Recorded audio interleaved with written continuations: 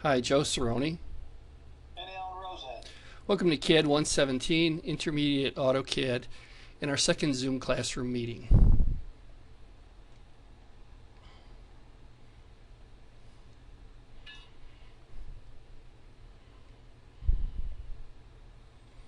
Alrighty, so here we are in D2L Core Shell,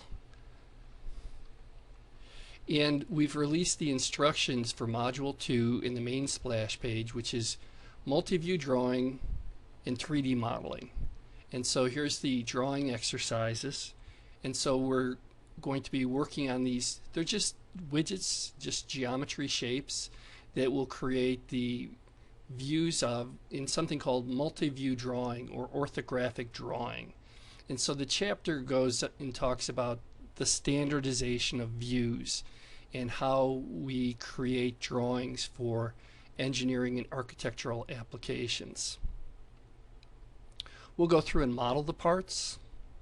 There is a multi-view grid sheet that you'll download to use for the drawing, and so you'll click on this download and you'll open that, and you'll be in AutoCAD, and we will use this multi-view grid sheet. And what we will do, let's see if I can undo that.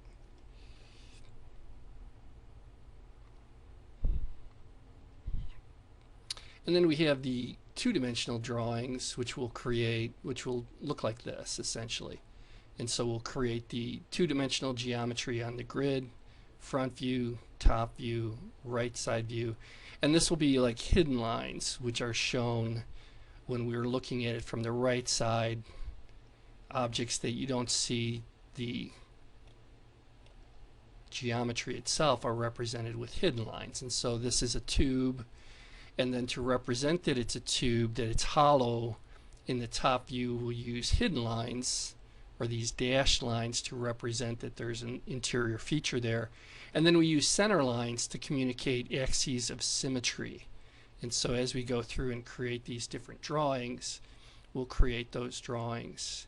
And then we'll model them. And so we've also got some applications where we'll show how to create the models of these different components. And what I did was I created a layout with the different perspectives for those drawings. Alrighty. Take a look at the calendar to stay on task. And so as we're going through, module 1 was due on Sunday at 11:59, and so that was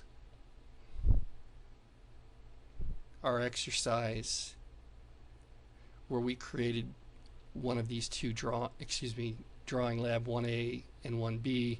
And then 1C is bonus, and some of the students have asked for some instructions on that. We might have a YouTube video. I'll go take a look at the AutoCAD YouTube site and see if we have something that'll show how to model that. We did it one time.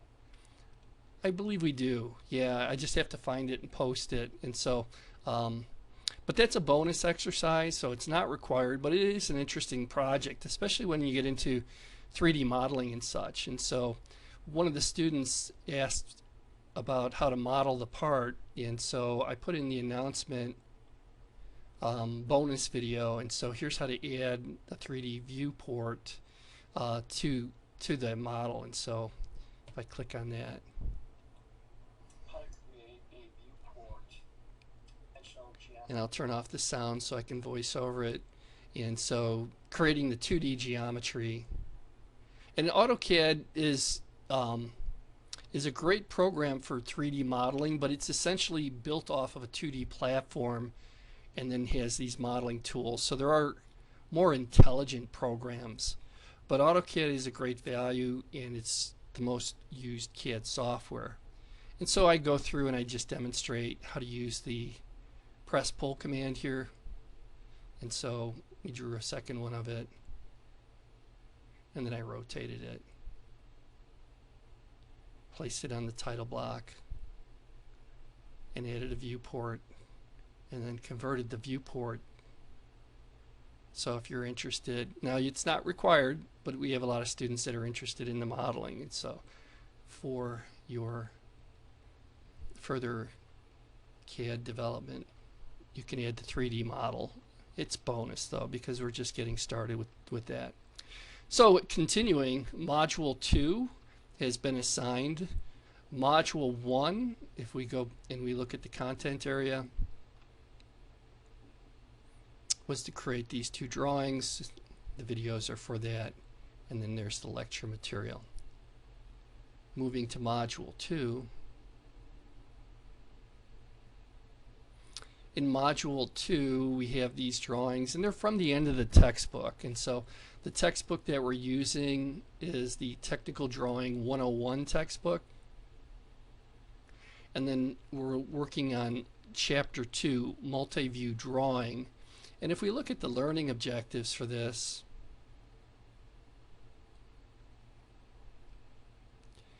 what we want to do is understand the technical aspect of technical drawing. And so how do you create the views? Where are they defined?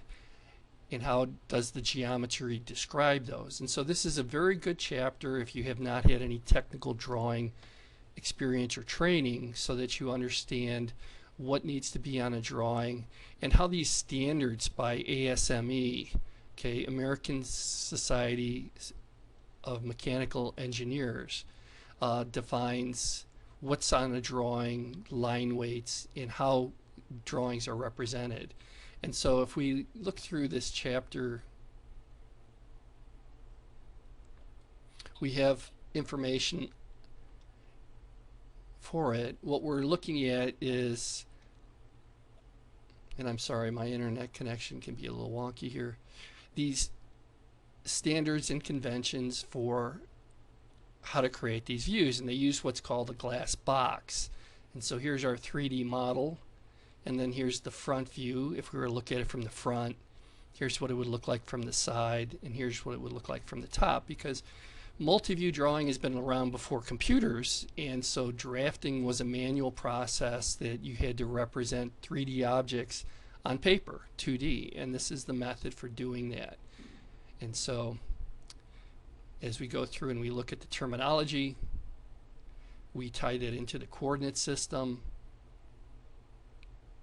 Here's our user coordinate system. And then we talk about what a drawing looks like and how you would go about laying that out. And so we talk a little bit about